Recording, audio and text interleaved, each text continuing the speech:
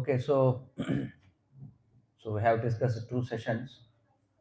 The third session will be uh, yeah, access truth beyond defects. Okay, so what did we discuss in the session 1 regarding what? Yeah, how we are not this body but we are soul. Okay, so body is perishable but soul is imperishable. That's what we learned. And in the session 2 we discussed who is the intelligent, no, what is the source of this creation. And third session we will be discussing about accessing truth beyond defects. Okay, it's a very interesting session. Okay, because we have understood through logic, no, and through observation regarding how we are not this body and all. What is the intelligent? Who is the intelligent person behind all this creation, design, organization, everything and all? Now, in this session, we will be discussing about how to access the truth, like just logic and observation. This is the only way, or is there any perfect way? No, that we will discuss.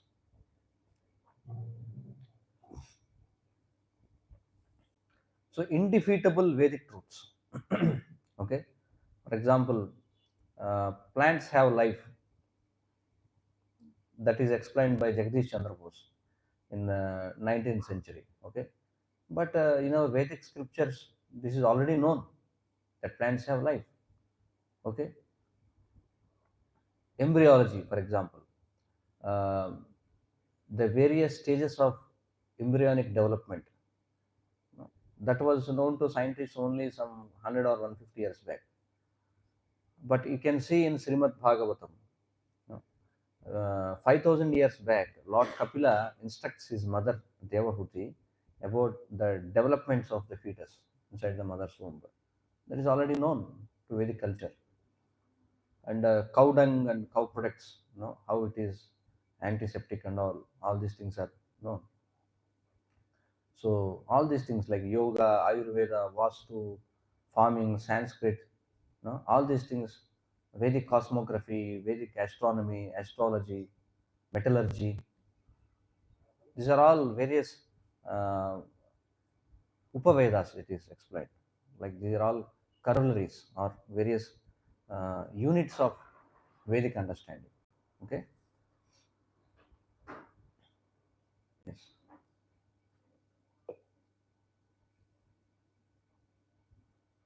Vedic mathematics. How many of you are aware of this? Yeah. So if you ask 123 into 321, what is the easy way to calculate?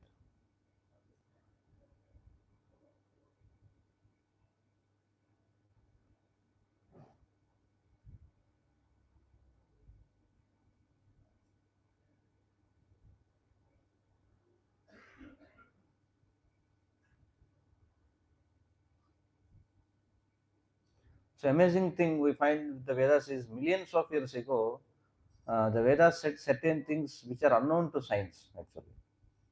No, Vedas have used the word like chara and achara, for example, moving and non-moving living beings.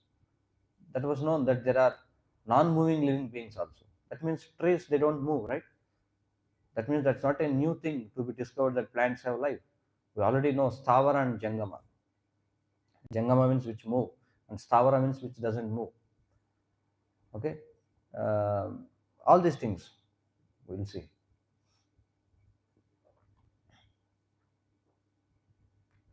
So discover manual of life. No, in this session we will be discussing about 6 blind men and 1 wise man story, 3 ways to gain knowledge, 4 defects, how they lead to imperfect knowledge, scientific research, can it offer complete knowledge or not? No, how Vedas offer perfect and complete knowledge. All these things we will discuss in this session. Okay. Yeah. So first one, 6 blind men and 1 wise man story. So 6 blind men, okay, they were asked to, they were sent to an elephant, and you are asked like, tell us how the elephant looks like. Okay, so the 6 are blind men. First person, what he did, he touched the trunk. No, if you are blind and if you touch the trunk, it appears like a snake. Yes or no? So he told that, okay, elephant looks like a snake. That's what he sensed. Second person, he caught hold of the tail and he told that, okay, elephant looks like a rope. Okay, and third person touching the ears, yeah, he said like it's like a fan. Elephant looks like a fan. And fourth person touching the stomach, he said like, okay, it is like a wall. Elephant is like a wall, he said. Fifth person touching the tusks, he told like it looks like an arrow because he touched like this smooth. Okay, it is like arrow. Elephant is like arrow. And sixth person touching the legs, no, he said that you guys, you don't know anything. It looks like a tree actually, because these 6 people are blind. So their answers are correct or not? They're correct. So up to some extent, but they're not absolutely correct. Yes or no? This is the problem. They're all partially right. So how would they ever come to know about elephant? What is the way? Because they are blind, they cannot see. So what is the only way? That we will see at the end of the session, how they will come to know. Okay? Yeah.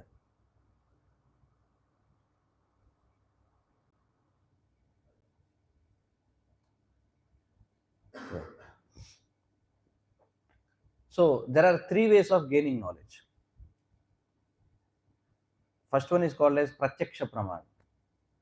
Okay, direct sense perception. Like I told you, there are 5 knowledge acquiring senses. What are the 5 knowledge acquiring senses? Which is called as జ్ఞానేంద్రియాలు. Okay, జ్ఞానేంద్రియ. So there are 5: eyes, nose, ears, okay, tongue and skin. So primarily we all, whatever knowledge we are acquiring, primarily we acquire knowledge through these 5 knowledge acquiring senses. That is called as pratyaksha praman. No, pratyaksha means using our own senses, direct sense perception. And the second one is called anumana praman. Anumana praman means theories based on observation, guesswork.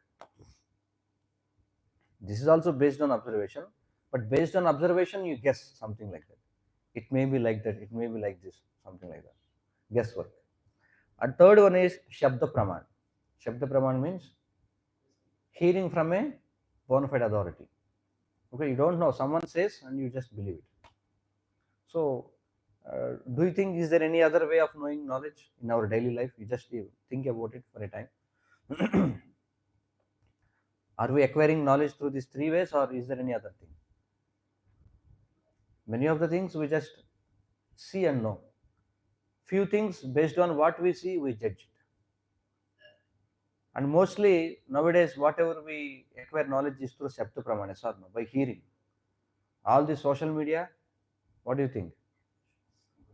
You may think that we are seeing something, but it comes under the category of shabda praman, because you are not directly there when the incident happened.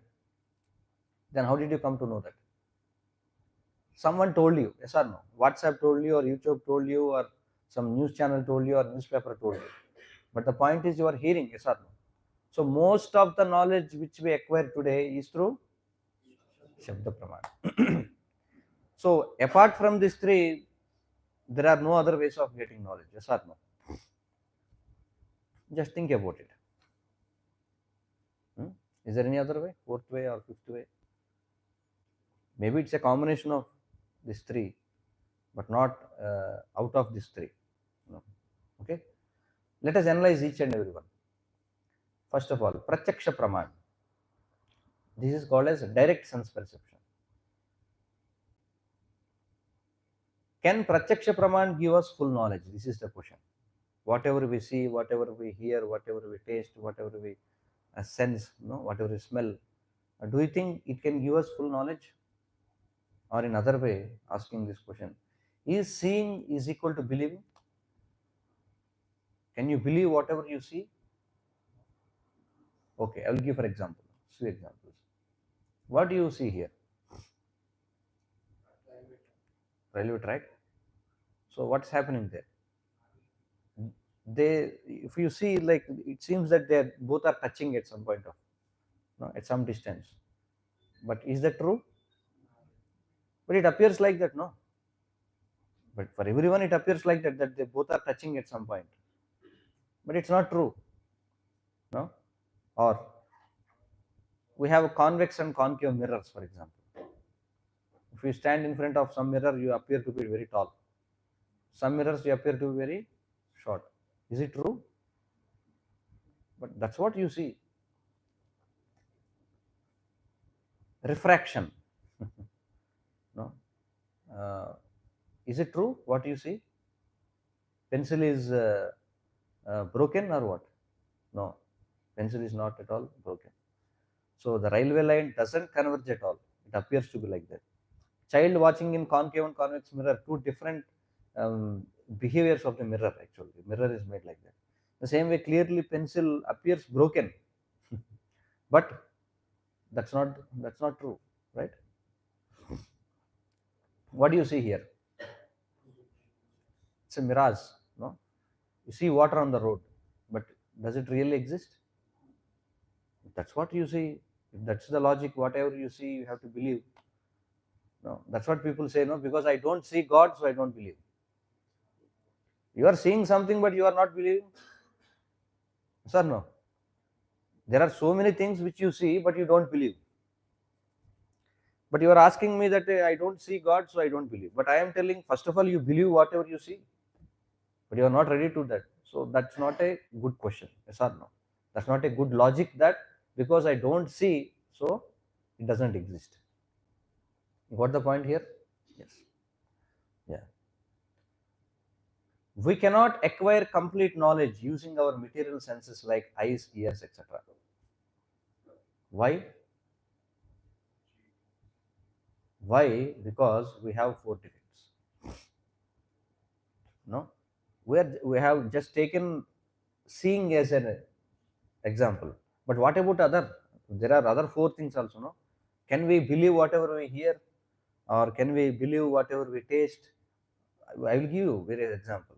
Or can we believe whatever we touch, or can we believe whatever we smell? I will give you various example. No, the point is, we cannot acquire complete knowledge using our material senses like eyes, ears, etc. because we have 4 defects. What are the 4 defects? First defect is imperfect senses. We will get into each and every case. We will see various examples. Second defect is we tend to be illusioned. 𝗲𝗳𝗃 guri-kavadam, mohani guri-kavadam, to be illusioned. And third defect is we all commit mistakes. No, it is said that to err is human. Making errors is human. It's a natural thing. And the fourth defect is cheating propensity. We have this cheating propensity. Why? Because we have imperfect senses, so we tend to be illusioned. As we have seen, refraction and refraction, all those things. That appears to be very clear, but we don't take that. Yes or no? So because we have imperfect senses, we tend to be illusioned. Yes or no? In darkness, we have the experience of snake. But in the darkness, when you see a rope, what do you think? So this is illusion or not? Yeah. Because we tend to be illusioned, what we do? We commit mistakes. For example, in darkness, you see a rope and you believe that you think that it is a snake and you jump. You want to escape it. And you land in a mud water pit. What happens? You have committed a mistake. No? Then someone will ask you, passing on the road, "Arey, you fellow, you don't have eyes, why you have jumped into that pit?" No, I just wanted to check what is inside the pit. How deep is the pit? I am just checking. I am municipality worker, something like that. Cheating. This is what happens, right? These 4 are linked actually. Imperfect senses, we become illusioned, and we commit mistakes, and we cheat. These are the 4 defects every human being has. No? Okay, let us take the first one, imperfect senses. How imperfect are our senses? Let us take our eyes first of all, because sarvendriyanam nayanam pradhanam, they say. Of all the senses, eyes are very important, but eyes are very defective. No? Yeah. Our eyes are blind outside the range of 400 to 700 millimicrons. You see, what is the total range and what is our range of vision? You see from the picture. You see that violet and red lines? Whatever is there in between, that much only we can see with our human eyes. Okay? And beyond that, we cannot see actually. No? For example, we can see ultraviolet rays and a visible light. So see, this ultraviolet you cannot see actually. UV you cannot see, and infrared also you cannot see. What you can see is only 7 colors. Only 𝗞𝗵𝐻 or 𝗞𝗵𝐻 or violet, whatever it is given, indigo, all these things you can see. But apart from that, you cannot see. We cannot see cosmic rays, gamma rays, X-rays, ultraviolet rays, infrared rays, microwaves, radar waves, radio waves, broadcast band. You don't see all these things. For example, if we have a mobile, see, I will tell you that, for example, the whole atmosphere is filled with so many videos, I will tell you. Like everywhere there are videos, I will tell you. But can you see that? No. When can you see that? You need a mobile phone to see that. Mobile phone, what does it do? No, it takes that signal and it will broadcast here. So if the signal is not there, how can you see? So signal is there, can you see it now? Cannot see. But it is there, but you cannot see that.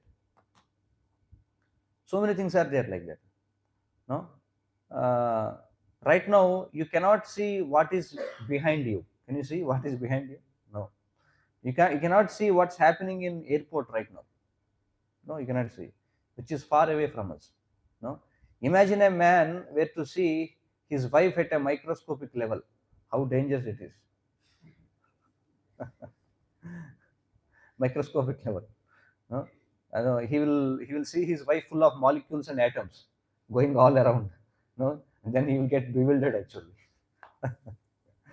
No, it's good that we don't see some things and we see some things. So God has given you eyes to see one another in a certain way. That vision you see. So how nature has decided that we have to see, that much only we can see. That is the point. The same way, our ears are deaf outside the range of 20 Hz to 20,000 Hz. No, you saw that, right? What is the total range and what is our range? Very limited, yes or no? And if we have to discuss about the things which are out of our range, how can you understand them? Scientists, they say that there are infrared rays and all, but how do you see that? Through hearing, sir? No. You just believe that whatever scientist says and you say, okay, I got it, and you just read and marks. Do you see molecules? Do you see electrons and all? But how did they count? Just believe that, sir? No. The same way, our ears are deaf outside the range of 20 Hz and 20,000 Hz, for example. You see, what is the human audible area? No, infrared sound, elephants and cats can hear. Ultrasonic sounds, whales and bats can hear. What dogs can hear, human beings cannot hear. What you can hear, they may not hear. There is something called as common range of audibility. There, whatever sound is there, all the living organisms can hear. Other than that, we cannot hear. For example, frequently I give this example. During tsunami, tsunami attacked the coast of India. Many countries got suffered. Lakhs of people, they lost their lives in India. Andaman and Nicobar Islands, So Indian government thought that, see, we have so much sophisticated technology, we have radars and all, but still we lost many lives. But the people, these aborigines, who are living in Andaman and Nicobar Islands, Indian government thought that, okay, they would have swept away. No one will be living there. So after the tsunami, all these things is done. They sent Indian Air Force to check whether some people are there in Andaman and Nicobar Islands. they generally they have a aerial survey every year, because they cannot go there because those people will attack them. No, this aborigines, no, they will throw some spears and all, because they will be naked also. There are tribals. What they do is every year they will go on a helicopter and they will make a aerial sense how many people are there and all. So after tsunami, Indian government thought that anyway everyone would have already vanished from there. But to their surprise, no one lost their life there. They don't have any advanced technology. Government got surprised, and they immediately they formed a committee, to study how they protected themselves. So they came to a conclusion that the report is that because those people, they live, according to nature, in relation with nature, and they live closely with all the other animals and birds, etc. And animals and birds can hear the sounds and see the things which we cannot see, because they have a good relationship with them, and they can study the nature of birds and animals, behavior of animals. They could sense that something is going to happen, and immediately they took precautionary measures, which human beings couldn't do. So that's why in Vedic tradition it's called as Shakuna Shastra is there. The Shakuna Shastra, by behavior of, for example, they say if you go out and some black cat comes, they say something is going to happen. Or some crow comes, or some eagle comes, something, it passes through left side or right side, or some lizard falls. They draw something, or some left eye is shaking. So many things are there. This is called as Shakuna Shastra. The scientists, they say this is all trash, nonsense. What is this? What is the link between black cat and human being? But the science says now that there are so many things which they see and which we cannot see, which they hear and we cannot hear. So that's why by the behavior, by observing in Vedic traditions, they have recorded that, okay, if a cat is behaving in such a way, what should you infer? If a cow is behaving in such a way, what should you infer? Or if ants are behaving in such a way, what should you infer? Or a lizard is falling, or if a lizard is behaving in such a way, or it is giving a sound, what should you infer from that? Then these people that these are all nonsense, all blind traditions and all. No, they are not blind traditions. No. For example, dogs, they make a sound which is known as inauspicious. Immediately, they'll say, just they will beat the dog, because dogs, they can see subtle bodies actually. All these things are there. No? Yeah. If senses have limitations, then what human beings thought, okay, I can use instruments to get more knowledge of the world. That's why we use instruments, right? Telescopes, microscopes. Why you use? Because whatever knowledge we cannot attain through our senses, we try to use instruments and get the knowledge. Then instruments, if you use, then the problem is solved, right? No, again there is a problem. Eugene Wiener, he is a Nobel Prize winning physicist. Okay, what he point out is, you read this very carefully, very interesting thing. Even if we photograph stars, how do you photograph stars? By using a telescope, right? Eventually we have to take in by our senses what the photo shows, yes or no? Furthermore, without our senses, we cannot handle a camera. Even if we amplified, refined by instruments, the knowledge is no more perfect than our imperfect senses. You got this point? We use telescope to see something which is very far, but the scientist, what he studied is that while handling the telescope also, where will you focus that? Where will you zoom your telescope? Whatever you can see with your eyes, that only you will focus, right? Then what is the point here? That's what he is telling. Even though you can amplify your vision or whatever you do, ultimately you have to handle those instruments again with your imperfect senses. And whatever information they give, again you have to take it with our imperfect senses. So ultimately, whatever knowledge you are getting is again imperfect. For that, he got Nobel Prize. Okay, that's the thing. So this is about imperfect senses. The next defect is to be illusioned. How our senses will illusion us. You can see here. For example, tongue. You take some gulab jamun and you try to taste an orange. How does it taste? or anything sweet. For example, you eat sweet and you eat something less sweet. How does it appear? Sweet? No. Yeah. For example, you eat a sweet and you taste an orange, it will be sour. It seems to be tasteless. Or if you eat a lemon, which is very sour, and if you eat an orange, it appears to be sweet. Same thing, combination we are changing, but tongue is giving different tastes. Skin, for example, water touched with warm hand appears cool. Okay, warm hand, you have touched the water, it comes to be very cool. Water touched with cold hands appears to be warm. That's why the same water one uses to take bath, but one feel it is very cold, one feels it to be normal. For one, it is like warm, because our touch sensation is also defective. No? See, you observe and identify. Each picture has at least two ways of seeing, depending on what you choose to discard. Use your creativity and identify the two different ways of perceiving each of the pictures. And you tell us, because I will be showing you some pictures. Okay?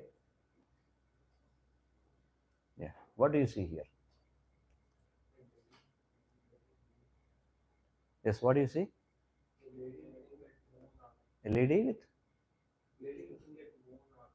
Okay, lady looking somewhere. Okay. Then old lady. Oh, someone can see old lady there. The first one who is telling is young lady or old lady? Young lady. Now you are saying old lady. Yes. What else? Yes. Bird. Okay. Mhm. Same picture, but different perceptions, right? Okay, then. What about this?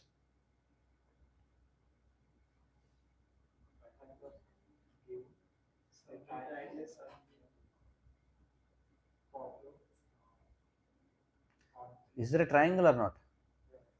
Yes. Hmm.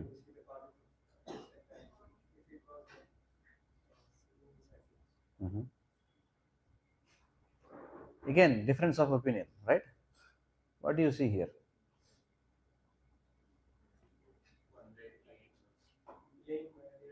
Uh-huh.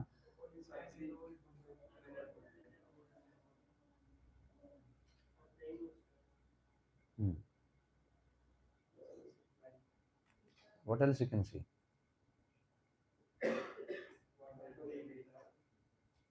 Hmm.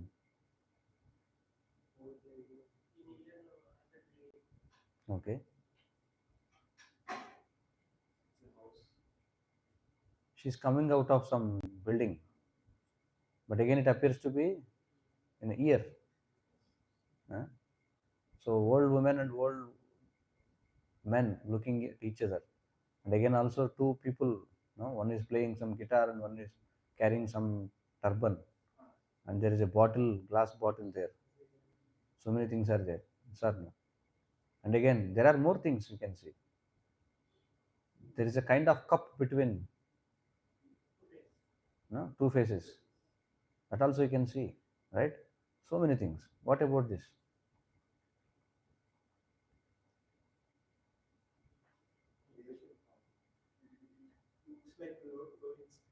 They are moving or not moving? Hmm? Floating, moving or not moving? Yeah, illusion. You take only a particular oval shape and you see whether it is moving or not. But if you see overall, moving.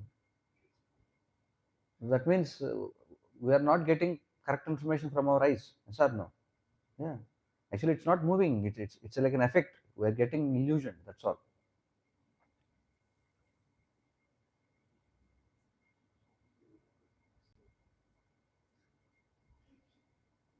What's happening here?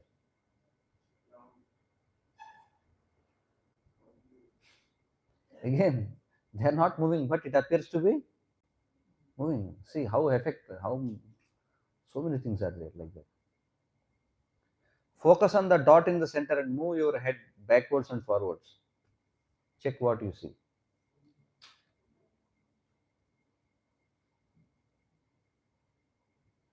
What do you observe again? Yeah. One is moving clockwise and another is moving anti-clockwise. But actually they are not moving. No? So all our senses have tendency to get illusioned. This is the point. Okay? So because of that, what we do? We commit mistakes. Because of imperfect senses, we tend to be illusioned. Because of illusion, we commit mistakes. See, wildly incorrect accounts in research. For example, brain was thought of as an organ to cool the blood at one point of time. They were thinking like that. Brain means an organ to cool the blood. That's what they said.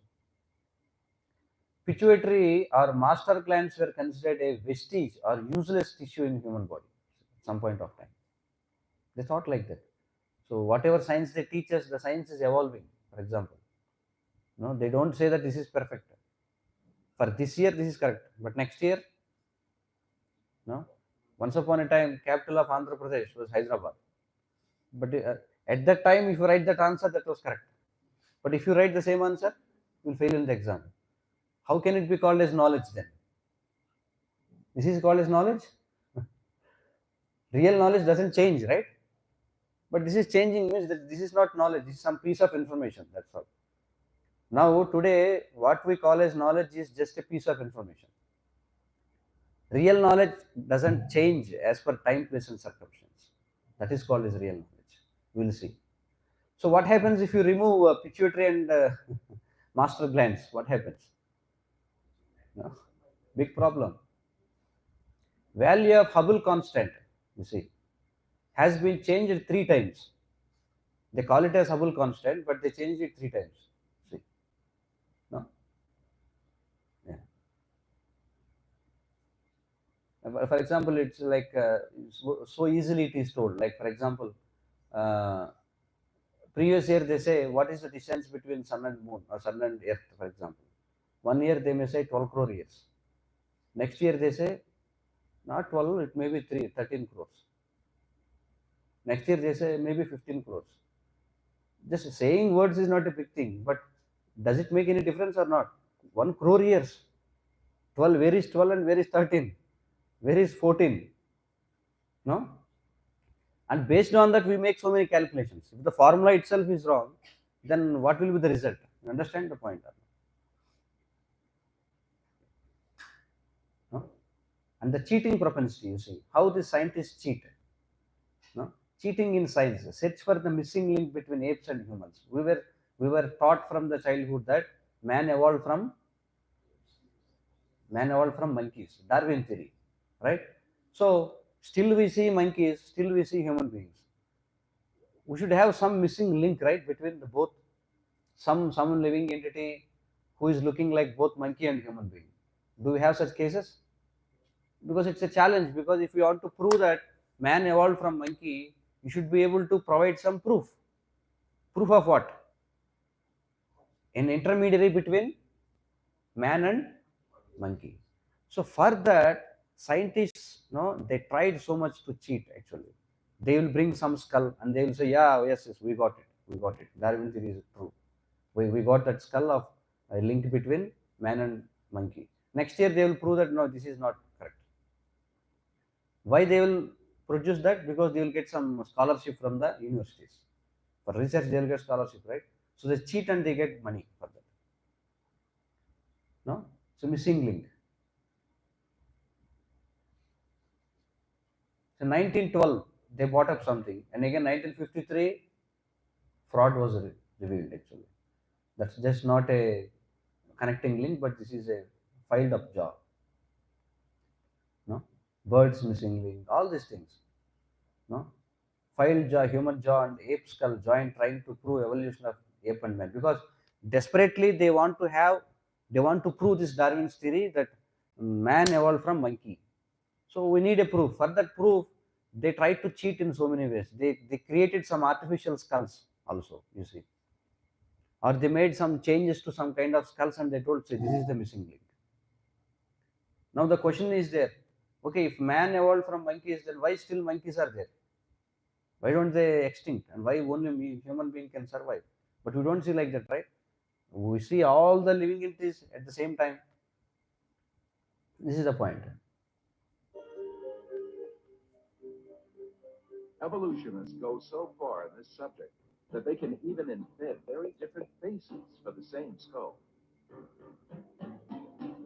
The three entirely different reconstructions made for the fossil called 𝗁𝐵𝐴𝑛thropus is a famous example showing how persistent evolutionists are in producing these false masks.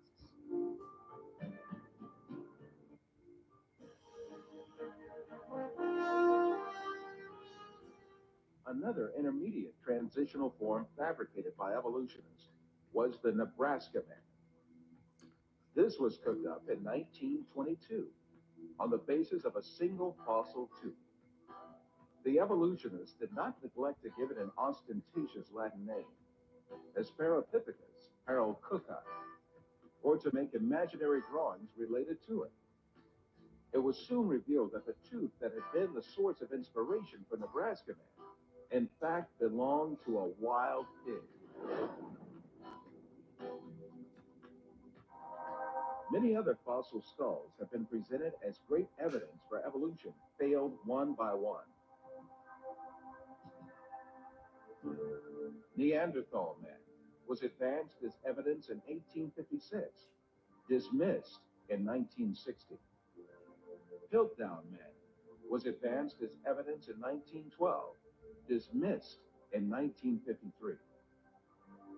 𝐁𝐇𝐈𝐌𝐀𝐕𝐀𝐀𝐌 was advanced as evidence in 1959, dismissed in 1960. 𝗁𝐵𝐴𝐻𝐵𝐻𝗱 was advanced as evidence in 1964, dismissed in 1979. So this is the cheating. Somehow they want to get these awards, or somehow they want to prove their theory. No, this is the problem. So from this we understand that we have seen Pratyaksha Praman. What is Pratyaksha Praman, right? The second one is Anuman Praman. So what do you think? Pratyaksha Praman is perfect knowledge? Whatever we gain knowledge through Pratyaksha Praman, do you think it's perfect? No. Okay, then let us see about Anuman Praman. Anuman Praman means theories based on observation, guesswork. Yeah, what is this? It may have been like this, or perhaps it was like that. So, like they say like that. It may be, or like that. All these things, words they use. No? Theories based on observation. For example, the origin of species, Charles Darwin, a very popular thing. What did he write in a letter? Can someone read aloud? In one of his letters to 𝐻𝐵𝐻𝗱𝑆, somebody put it in this way. I am a firm believer that without speculation, there is no good and original observation. After 5 years' work, I allowed myself to speculate on the subject and drew up some short notes. These I enlarged in 1844 into a sketch of the conclusions which seemed to be probable. Yeah. It's guesswork, right? So Darwin have no proofs about his theory. Darwin's theory is a theory. You cannot observe it. Yes or no? Can you have any observation, any recorded proof that have you ever seen that a monkey is changing as a human being? Or have you ever seen, like in our lifetime, had any news that monkey giving birth to a human being somewhere? No. This is just a speculation, that's all. There is no proof. That's why in many countries they have removed this Darwin's theory from their syllabus. But unfortunately, still in India we are continuing that. No. Once we ask some scientists, no, so you know all these things. Why do you teach the same thing in the syllabus? They told we don't have any other theory to teach, so that's why we are continuing it. What the point? Understood what they told? If not this, then what to teach? Because we don't have any other closer theory to teach. That's why we are teaching. That's what they told. No? Yeah. Record of the rocks. No? For example, if they say that man evolved from monkeys, when they dig the soil, as you go deep, what should become? Whatever is earlier, you should be able to excavate those skeletons, yes or no? For example, let us take, like, if you have to dig to up to 50 feet, initially what you will get? Human skeletons will come. As you dig more and more, what should come? Earlier species should come.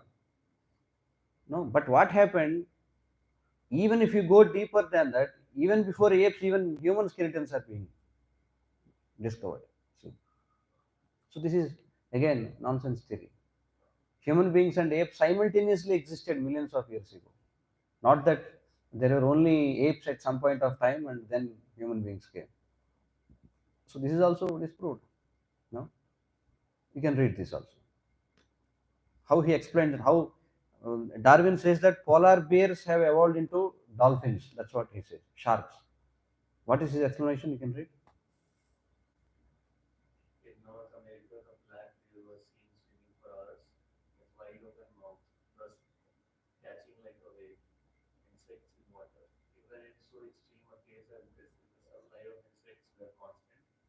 Either better adapted competitors did not already exist in the country. I can see no difficulty in the race of bears by natural selection. More and more aquatic in their structure and habits, with larger and larger mouths, till a creature was produced as monstrous as a whale. Yeah. This is what he says. He says that polar bear became a whale. That's what he says. This is the theory. No? Yeah, this one also you can read. He says that how deer became giraffe. This we used to learn in our school days. You remember, some of you? They taught you in the school? Yeah. You can read that also once. Long-necked giraffes and short-necked giraffes existed together. But short-necked giraffes disappeared because they were very hungry and they couldn't reach leaves from trees, so they died. And long-necked giraffes survived. So by we see giraffes everywhere. That's what they taught. No? Very humorous actually. These are being passed as big subjects, and people they do theses on these PhDs and all. You see, what is the base of their knowledge? The loopholes you see in this. If giraffe had to stretch their neck, did they not drink water?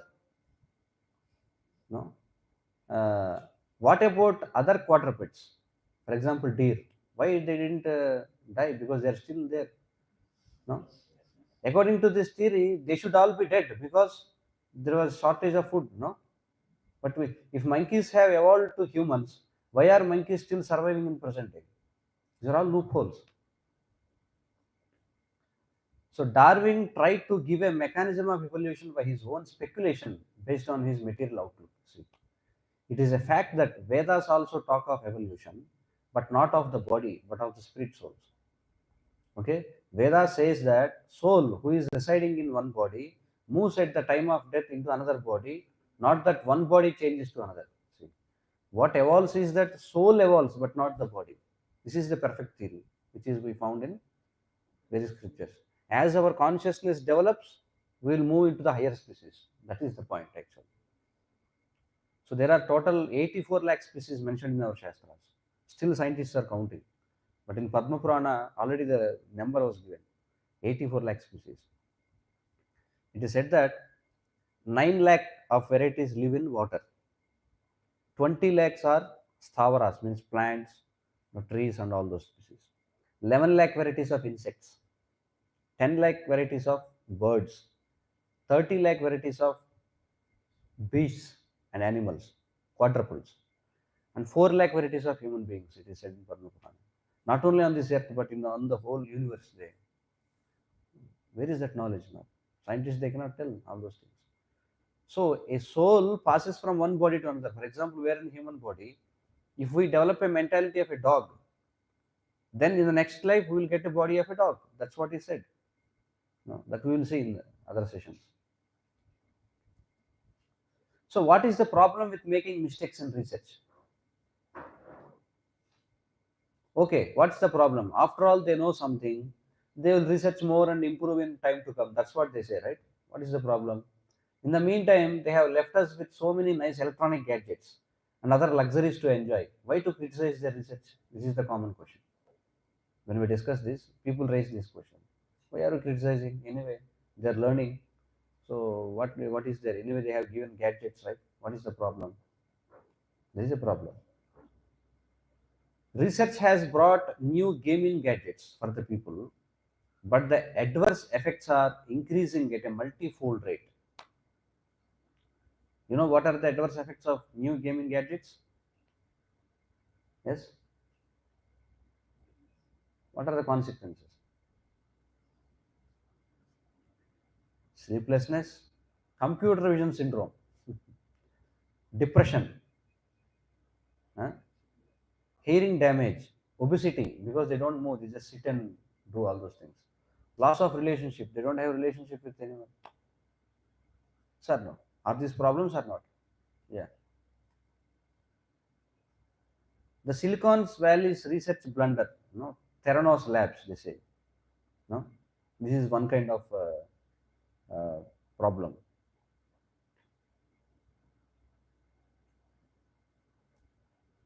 Yeah, this is one interesting thing. During the bubonic plague, researchers claimed that cats were the cause of plague. What did they do? They caught all the cats and they killed it. During bird flu, what did they do?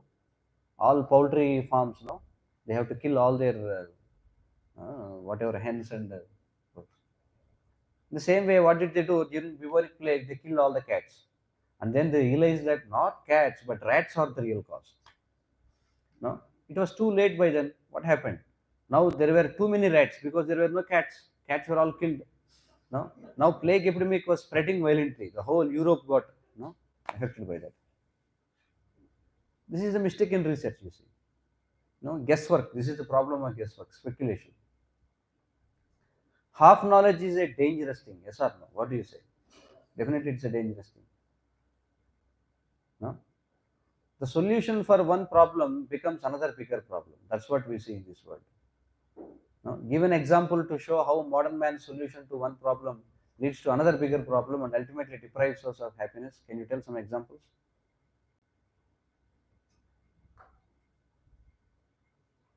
Discovery and use of fossil fuels. Yes, fossil fuels. So what is the comfort we got from that? Get all the engines working, you are moving in a car. Okay. So what is the problem? The problem is this creates global warming and then Yes. now you have the big warming. And wars between nations. Yes or no? Gulf War. What is the reason? Yeah. What are the other problems? Mobile phone, yes, best example. Yeah. What is the convenience? Okay. So what is the problem? No peace of mind. Huh? No peace of mind. Again, no relationships with anyone. Do they know all these things when they invented that? What about plastic? Forgot plastic. When they invented plastic, they thought, okay, we have done something very wonderful. They started using plastic for everything. Now they say that even in our body is filled with full of plastic, microplastics. Now it is like practically the whole earth is being wrapped by plastic. You see in supermarkets and all, they take some banana and they immediately will wrap it and give it to you. That way, when we die also, they will wrap the dead body in plastic. Now it has become that the whole earth is being wrapped with plastic. Everywhere is plastic. No? So half knowledge is dangerous. We need full absolute knowledge. This is the point. So we can never obtain complete knowledge by both pratyaksha and also anuman praman. No? You see this. It is dangerous to operate a machine with half knowledge. Okay. Similarly, it is dangerous to manipulate the universal cosmic machine without knowing about it from the creator who created it. Because that's what is going on today, right? In the name of scientific advancement, what are we doing? We are operating this machine because this nature is like a machine. We are operating with half knowledge. We don't know what happens. No, and we are manipulating the universal cosmic machine without knowing that. You can see an example.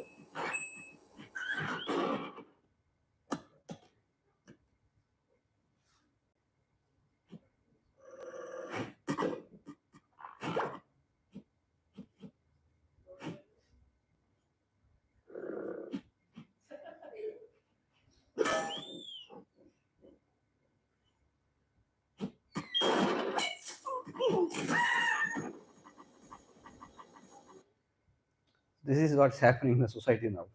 Okay, so we will be like celebrating something. Okay, we have discovered something new, but it's very dangerous because they don't know what are the consequences actually. No, television, for example. You see, like in out of every 100, how many people are sitting here and how many people are having these glasses? Just count. Just count how many people are sitting here. 1, 2, 3, 4, 5, 6, 7, 8, 9, 10, 11, 12, 13, 14, 15, 16, 17, 25 people are here. How many of them are having glasses? No? So why do we have this? Tell me. Screens. Sir, no. But when they invented this one, do they have that knowledge that in future this problem is going to come? No, right? That is called as half knowledge. You see, when they have invented this plastic, they advertise that okay, we invented something new, but they don't know what is going to happen. This is the problem. No, so where is the manual that can explain operation of this cosmic machine? See, if it is the case with a small machine, it is like that. But if you are trying to put your nose, in your finger in the cosmic machine, you are trying to disturb that.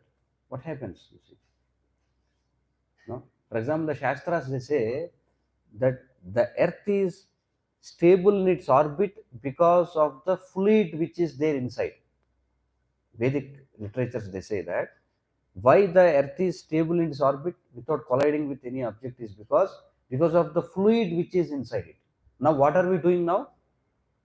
We're drilling all the fuel out. What happens now? We don't know. We have to see what is going to happen. Right? All these earthquakes and all. The scientists, they say now wherever there is drilling, those areas are prone to earthquakes. See, this is the point. So where is the manual that can explain operation of this cosmic mission? If we can get it, then we have the key to happiness. Yeah. Just see, my friend, how 4 defects keep us blind to truth. Yes or no? Because of these 4 defects, can we attain proper knowledge? No. So is there no other way other than pratyaksha or anumana praman to get this complete truth that is free from all danger? Yes, there is one way. That is called as Shabda Praman. Shabda Praman means hearing from a bona fide authority. Okay, this is the best thing. Yeah.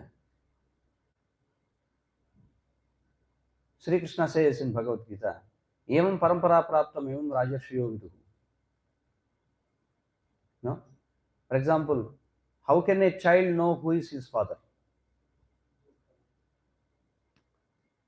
What is the best way to know who is our father?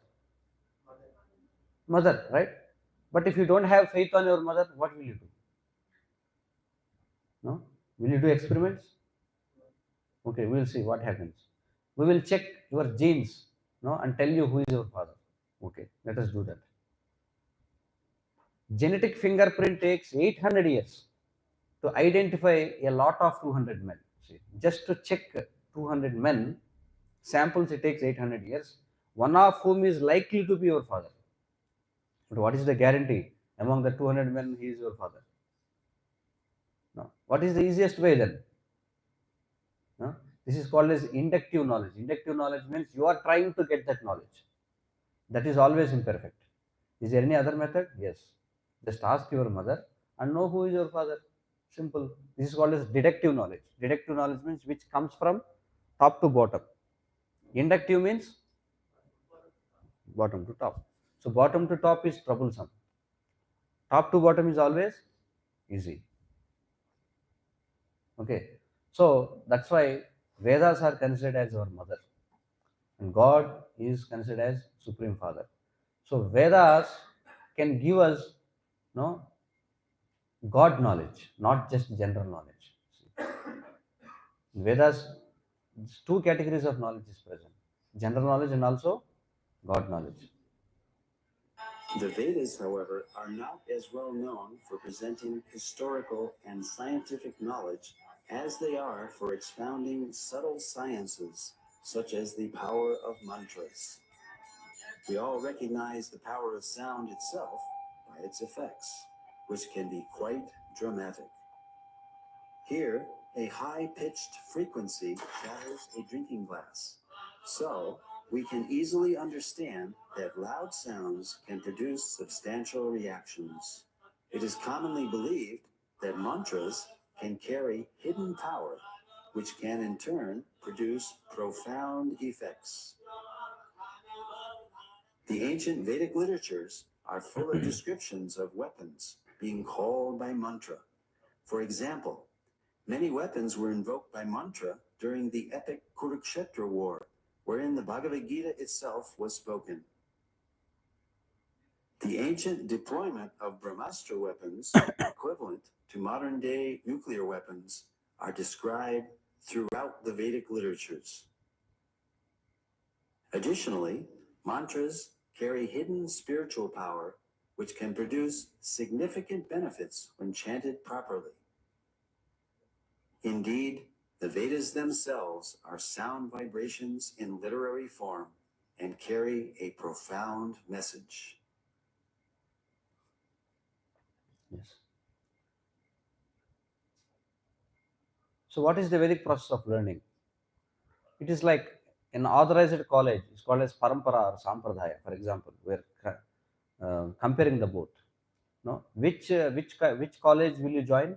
It should be authorized, right? Authorized by government. The same way, parampara or sampradaya, which is bona fide by the Shastra, which is recognized by the Shastra. No? And professors can be compared with one who has heard from his guru. And authorized books can be compared to Vedic texts like Bhagavad Gita.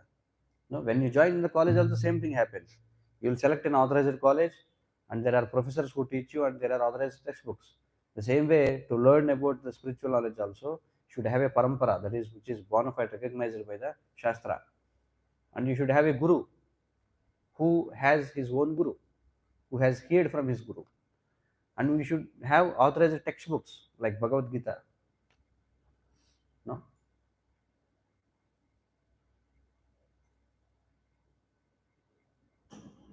University of California at Irvine, April 2017. Aerospace engineer Travis Taylor has obtained a model of an aircraft whose design specifications are based solely on information gleaned from ancient Indian texts that are believed to have been formally set to writing in 500 BC.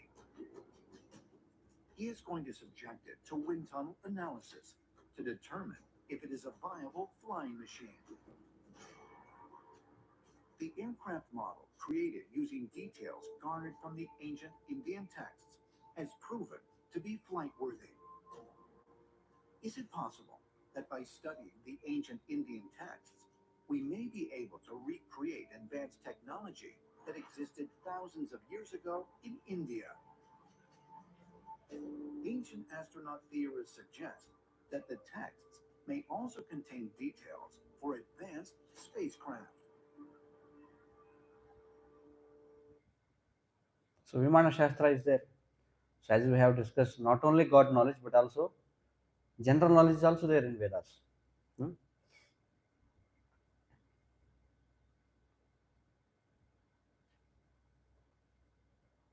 So there are predictions about future personalities. For example, in Srimad Bhagavatam, we can find that Gautam Buddha was predicted 5,000 years ago. You see, and Chanakya was predicted in Srimad Bhagavatam. Ashoka was predicted.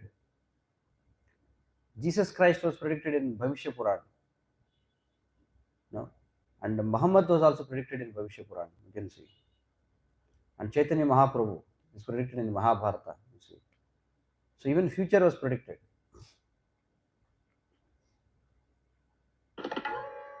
The Vedas are amongst the oldest religious scriptures known to mankind and are the source of India's spiritual and cultural heritage.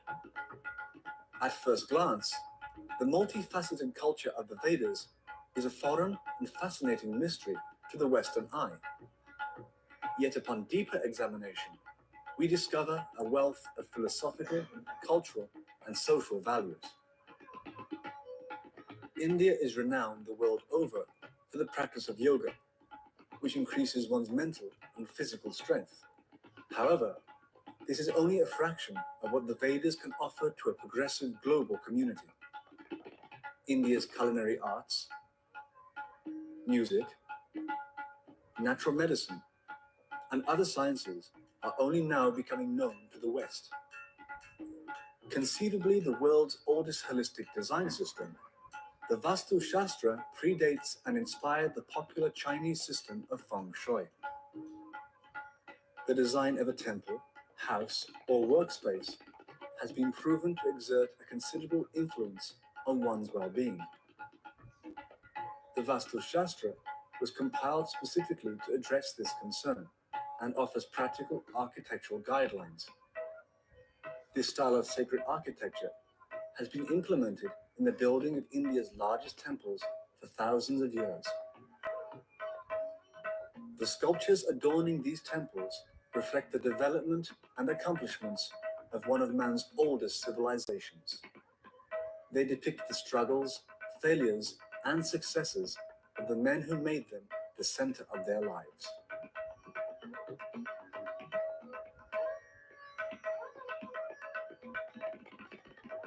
The sophisticated Vedic sciences of astrology, astronomy, cosmology, and metaphysics profoundly influenced the Greeks, Babylonians, and even contemporary scientists with their unparalleled knowledge.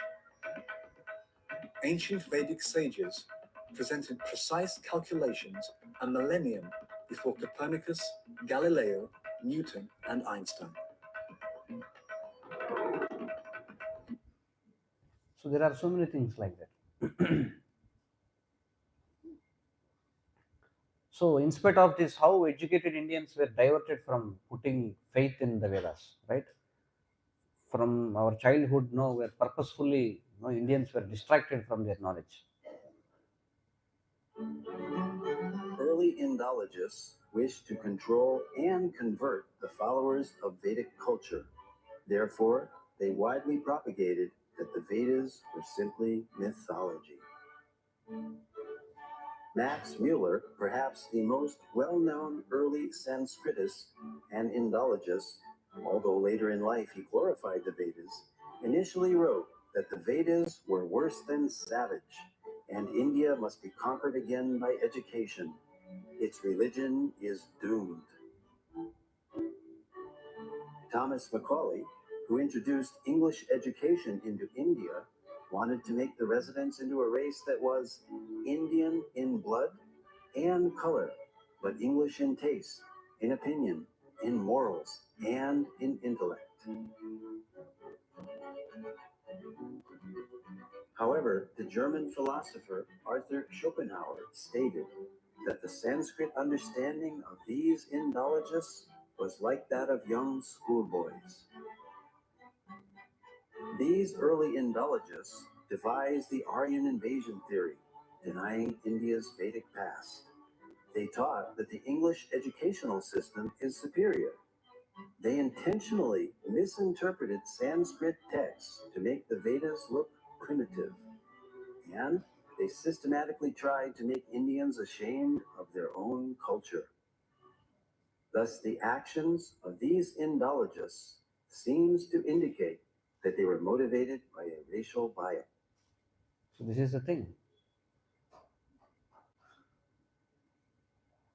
So wisdom of Bhagavad Gita, you see, like relevance of Bhagavad Gita in today's world by US Congresswoman 𝗂𝐨𝐧𝐭𝐚𝐜. You know her name, right? Everyone. She's in news. Aloha and namaste. 2020 is certainly a year that will not soon be forgotten. For most, if not all of us, it has brought about many unexpected changes. The uncertainty that this year has brought has made me personally reflect upon the time that I spent deployed in the Middle East. That too was a time in my life when there was danger at every step. Each day brought new uncertainties, and likewise, many lives were lost.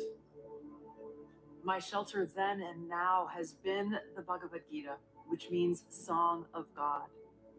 The Bhagavad Gita spoken by Sri Krishna is full of transcendental wisdom that is as relevant today as it was 5,000 years ago when it was spoken.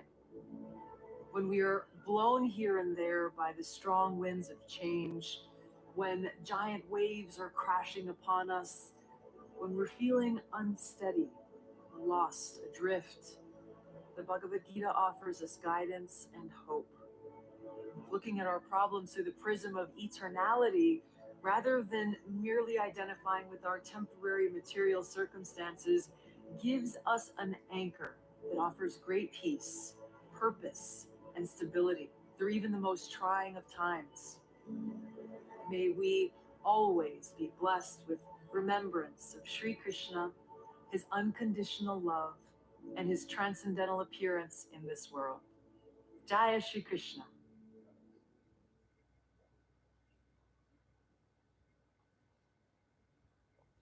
If we accept axioms in science, then why can't we accept Vedic axioms? You know what is an axiom? What is an axiom? We say axiomatic truth, like it is undebatable. Something which is undebatable, we call it as axiom. Like we no need to refer it, it is a blind truth, that's all. If we are accepting science like that, right? Whatever science we say, that is true, we say. But we see what are the various defects of that. Then why don't we accept Vedic axioms? No? For example, science we use this I is equal to square root of -1, Heisenberg uncertainty principle, law of thermodynamics. No, there is no science without axioms. It's difficult. No? So institutions for Vedic knowledge, the 4 sampradayas in which the Vedic wisdom has been carefully handed over through a chain of acharyas or spiritual teachers till date. Because how this Vedic knowledge is coming from one generation to one generation. This system is called as a sampradaya. Okay, the line of teachers or acharyas. So there are 4 schools actually. One is Sri Sampradaya, Brahma, Rudra, and Kumara. From Sri Sampradaya came the Ramanuja Sampradaya. You know Ramanujacharya? Yeah. So Madhvacharya, he came from Brahma Sampradaya. Rudra Sampradaya came Vishnu Swami, and Kumara Sampradaya came Nimbarka Swami. There are the 4 authorized schools of Vedic culture. Through these 4 chains of succession, we can receive bona fide knowledge. Okay, so we are in these 4. We come under Brahma Sampradaya. Okay, our ISKCON, this comes under Brahma Sampradaya. Yeah. So how in this Brahma Sampradaya knowledge was received? Knowledge was received directly from Lord Krishna, who is the creator, to Brahma. Tene Brahma Hridaya 𝐂𝐨𝐺𝐿𝐴, it is mentioned. The Vedic knowledge was revealed by the Supreme Person within the heart of the first created being, Brahma. See, from Brahma, the Vedic wisdom came down in disciplic succession to a chain of gurus from the beginning of creation. That's how Vedic knowledge is got. We haven't got to manufacture something. We simply repeat the words and the instruction given by the predecessor. Krishna instructed Brahma, Brahma instructed Narad, Narad instructed Vyasdev, Vyasdev instructed Madhyacharya, and in this way, then Madhavendra Puri, Ishwar Puri, Sri Chaitanya Mahaprabhu, then the six Goswamis, then the Srinivasa Acharya, Kaviraj Goswami, Narottam Das Thakur, Vishwanath Chakravarti, Jagannath Das Babaji, Bhaktivinoda Thakur, Gaur Kishore Das Babaji, Bhakti Siddhanta Saraswati, and then we are doing the same thing. There is no difference. That is the specific procedure of the Krishna consciousness movement. So this is how knowledge is received through parampara. Okay? Yeah. 5,000 years ago, Vyasadeva, a literary incarnation of God, recorded all the Vedas in writing for the present, for the benefit of people in Kali Yuga. Because people in Kali Yuga are short-lived, their memory is very less, their understanding capacity is very less. So first time he has to put it into writing actually. So Vyasadeva, you know Srila Vyasadeva? Veda Vyas. He is an incarnation of Lord Krishna. Okay? He classified the Vedas for the benefit of people of Kali Yuga. You see how Vedic knowledge is very broad. See, this is the, Vedic knowledge is classified into two, that is Shruti and Smriti. Shruti means whatever is heard. Smriti means whatever is heard and put into practice and experience gained. That is called as Smriti. Again in Shruti we have Vedas, Upavedas and Vedangas. Vedas, again they are classified into four parts: Samhita, Brahmana, Aranyaka, and Upanishad. Okay, and Vedangas again Kalpa, Siksha, Vyakaran, Nirukti, Chandas and Jyotish. These are the, and again Smriti is again classified. You see how vast is Vedic knowledge. And now someone comes with a single book in hand and they say this is superior. See, got the point? No. In Mahabharata itself, we have 1 lakh, almost 11,000 slokas in Mahabharata. No, and there are various Puranas. How vast is this knowledge? How can you just bring some small book and you just say that, okay, this is absolute, that's all, nothing exists? This is like a small child's play actually. No.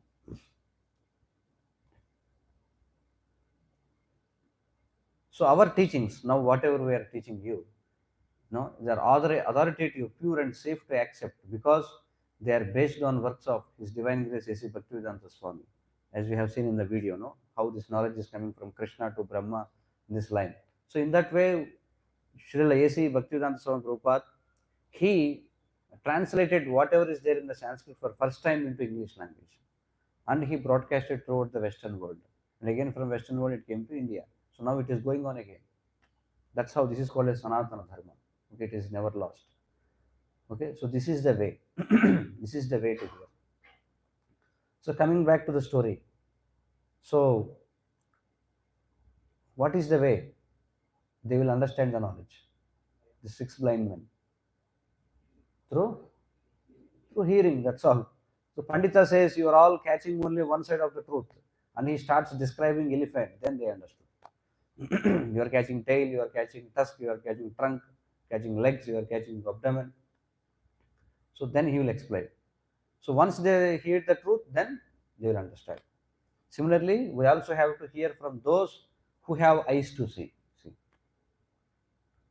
Pratyaksha and Paroksha, there are 2 words. Pratyaksha means trying to understand through your own senses.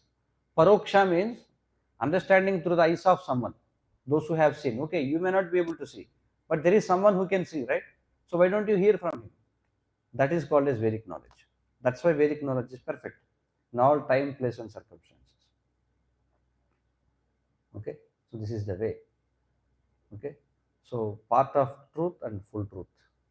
Full truth can be known only through one can see. We have to hear from him. So this is the, so what is the summary of this session? So we have learned about 3 ways of gaining knowledge. What are they? Pratyaksha, Anuman, and Shabda. Okay. So we have seen what is Pratyaksha Praman. So how it is, filled with 4 defects. And Anuman Praman we have seen how mistakes they do in science cause major disasters. And Shabda Praman we have seen, inductive and deductive, like we are trying. So Vedic truths and predictions, 4 sampradayas we have seen. So the thing is, we have to hear from the right source. That is the main point. If you again hear from the wrong source again, generally what people do, they learn Bhagavad Gita, they learn Ramayana, Mahabharata from movies and TV serials and internet. What can be done? No? They hear about Krishna Lila through some movie director. So how will you get proper knowledge? So we have to take it from proper knowledge. That's why we have books, Bhagavad Gita and all. No? Okay, so this is the end of session 3. So if you have any questions or comments on this. So this session primarily deals with the importance of hearing Vedic knowledge. No? Or if you try to speculate in our own way, then it will be full of defects. Yes. Hare Krishna. Any questions or comments?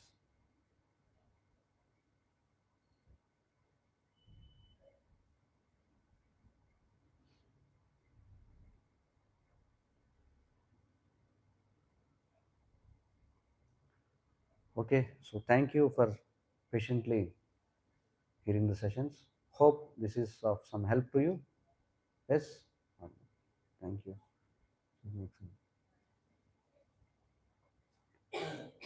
So we'll be having one more session as well today, but we'll take a short break before that. No, tomorrow we will have, not today.